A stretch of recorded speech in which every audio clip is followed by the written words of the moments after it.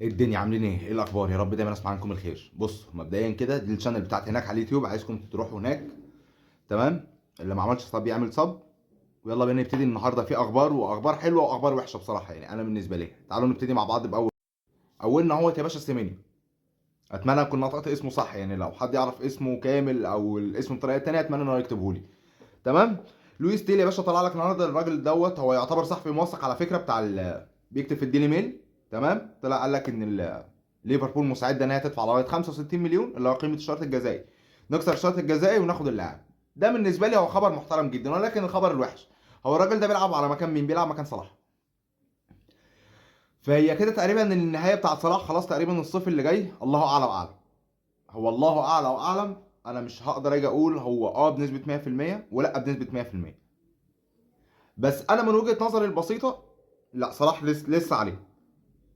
صلاح لسه عليه. لا صلاح اللي بيتشاف منه في الملعب في المطوشه اللي بيرجع فيها حتى بنص مستواه، بتحس ان هو مفيش جناح يمين موجود لغايه دلوقتي في الدوريات الخمسه الكبار ما عدا يمين يامال بصراحه، اللي تقدر تيجي تقول عليه مستوى صلاح او مش هقدر اقول استمراريه بصراحه، لان يمين يامال يعني جيت بيت ظبطته ومشت. فلو تقدر تيجي تقول بتركيز محمد صلاح، بخبره محمد صلاح في الدوري بالذات شبه الدوري الانجليزي. بامانه انا اقول دي واقول دي، بس انا بالنسبه لي هي الصفقه دي ان تمت يا مرحب، يعني يا ارحب ارحب ارحب ارحب كمان يا باشا. انت بتتكلم في صفقه صعب قوي ان هي تتكرر تاني. الفتره دي بالذات في المركز ده بالذات الموضوع بقى صعب. بس هو دقيقه واحده صفقات جديده تاني.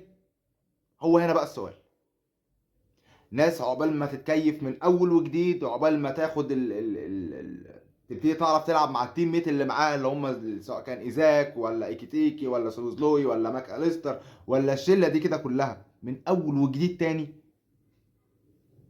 ما هنفضل نمقمق كتير ومش فاهم بصراحه يعني. بس هو انا بالنسبه لي هو ككواليتي ما فيش حد يختلف عليه. طبيعي طبيعي يعني هو اكتر من الطبيعي بنمرتين. لو هو مش هياخدها السنه دي مين ياخدها؟ او مين مش هو ياخدها يا رب الشهر ده مين ياخدها؟ يا جدعان سوبوزلوي وصل لمرحله غريبه. الواد بجد شبه متكامل، الواد بيدافع بيهاجم بيدريبل بيشوط يمين. لا الواد وصل معاه المرحله ان هي تقريبا شبه التصريح اللي قال لك هو يعتبر افضل وقت في مسيرتي الكرويه كلها. بس انا اتمنى ان يبقى اللي جاي احسن بكتير بصراحه. بس كده قلب اخوك، وادينا مع بعض في الاخبار اول باول، وما تنساش الصب هناك على اليوتيوب. صباحكم زي الورد.